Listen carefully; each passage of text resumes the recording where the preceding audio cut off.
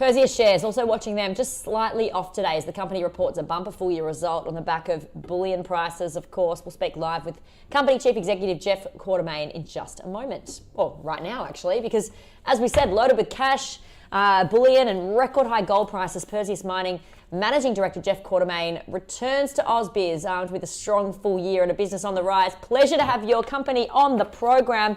Look, as we said, of course, being in the business of gold, it's been the place to be this year.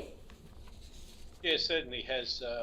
We've seen a very strong gold price over the last 6 months or so, and we've been a clear beneficiary of that. I mean, it's been kind of interesting in a sense because we've positioned ourselves very well to take advantage of it by bringing our second mine on stream a bit over a year ago and building our third mine now, which is due to come on stream later this year. So, yes, the gold price has been very good to us, but we've also done our bit by putting ourselves in a position to take advantage of it.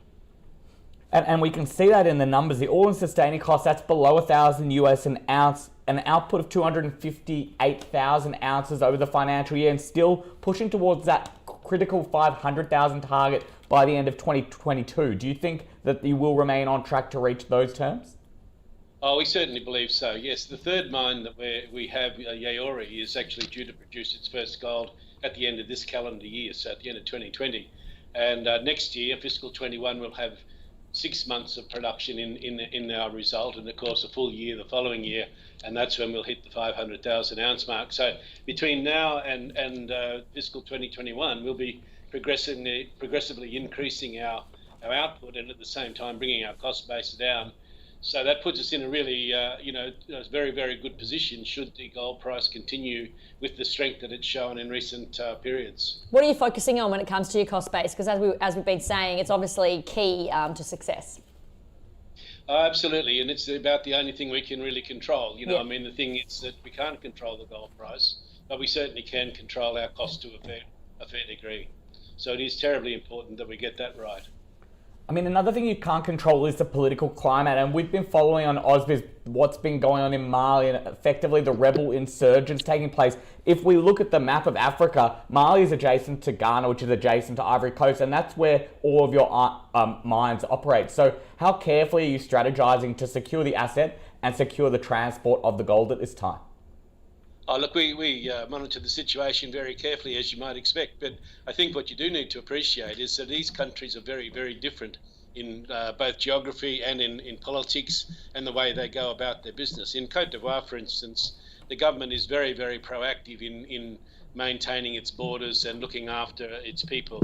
And I can assure you that there is a lot of activity in that area to make sure that the drift of Islam that has occurred through Mali and Burkina Faso come to that, doesn't get repeated further closer to the coast. A similar situation applies in Ghana, of course, too, where the Ghanaian government is very mindful of the risks that exist to the north of the country.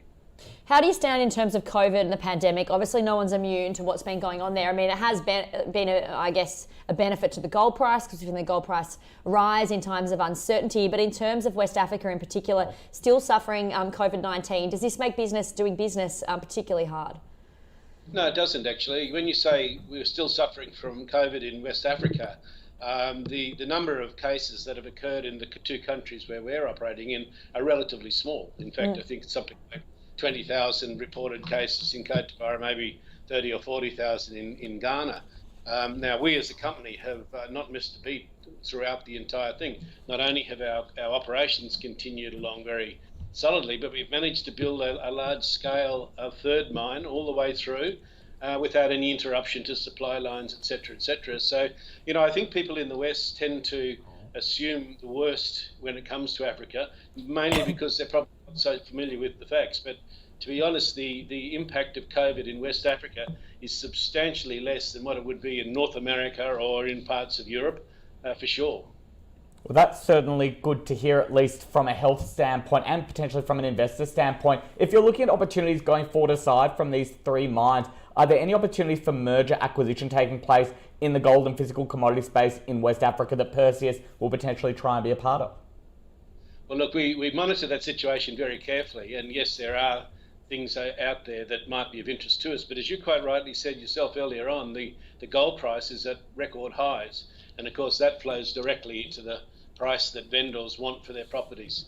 We don't really think that this is the right time in the cycle to be doing M&A, in the sense that we'll be paying a significant amount of money for any acquisition.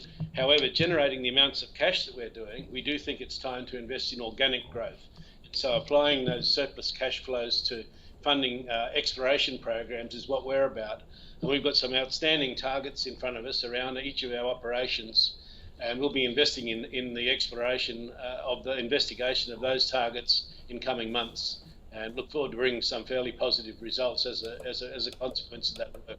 And certainly with over 238 million in cash and bullion in the bank, why wouldn't you? It's been fantastic having you join us here on Ausbiz, Jeff. We wish you the best of luck. Sorry, I missed that question.